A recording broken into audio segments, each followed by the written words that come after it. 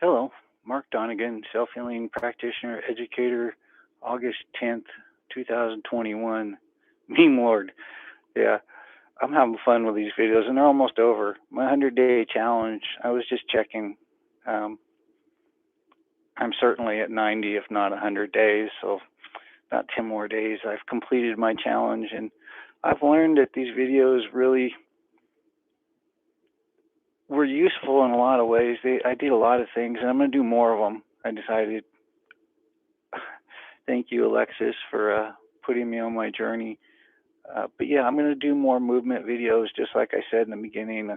I know for a fact, and I'm going to be getting input from people as far as self healing techniques are going to be coming back up into my world as I'm, out working on people now, which is new since I started these videos.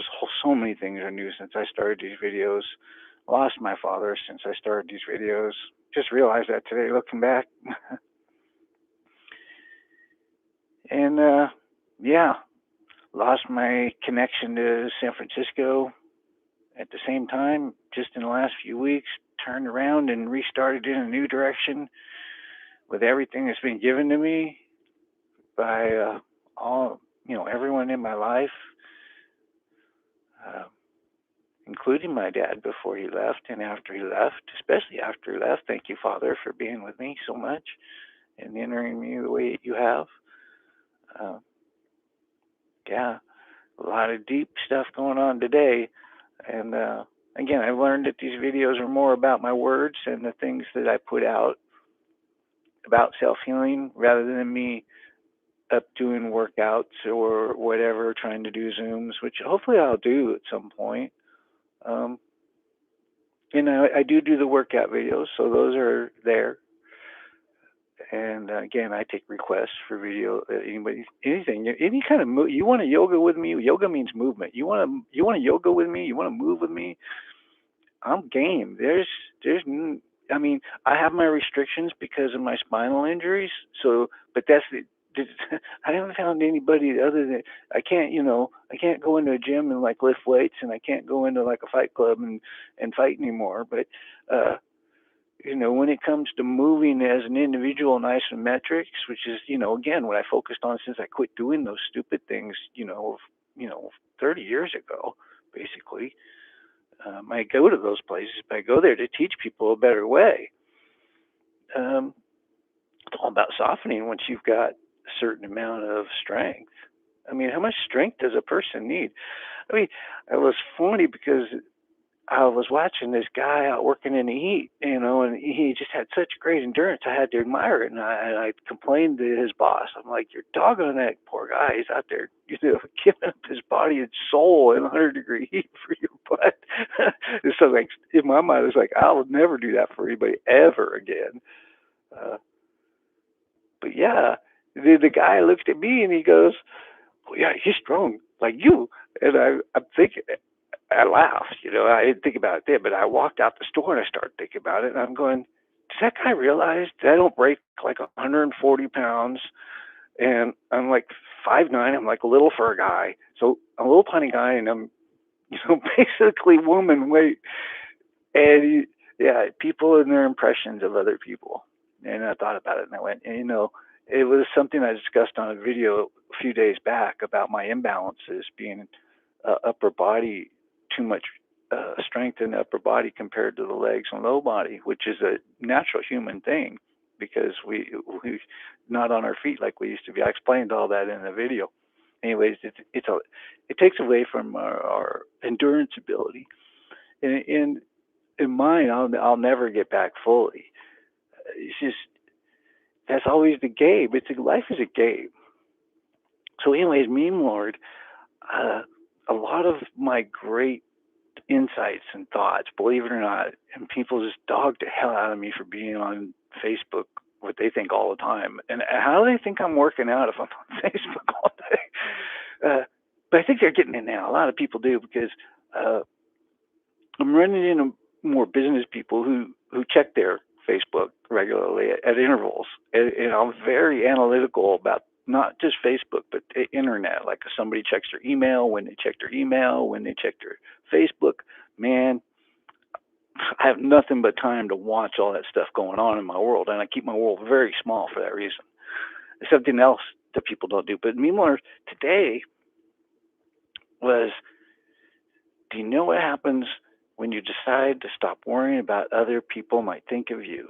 You get to dance, you get to sing, you get to laugh loudly, paint, write, and create. You get to be yourself. And you know what? Some people won't like you. Some will laugh and mock and point out your flaws, but it just won't bother you that much. And anxiety around being who you are is what holds more people back than their physical injuries. It's what's holding me back more than my physical injuries is my mind and my own view of myself that I have attained from others putting me down. And the world just does that. I do it to the world. I'm trying to change that about myself, but I'm just a really good. I can poke. I can see a weakness, and boom, I'll jump on it. I have to change my other parts that get me my words. I'm working on my words. My intent's always been correct, I believe. It's just people, my words have been incorrect, and then I'm taking wrong. So, anyways, what happens when I decide to quit worrying about how people take my words, which is what I sort of did.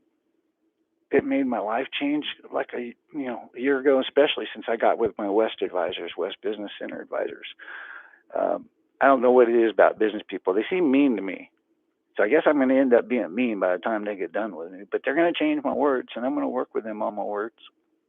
I don't want to keep this video too long, but that was the main gist of it. Was meme lord, just thoughts and words and ideas, and this particular one today about basically being yourself.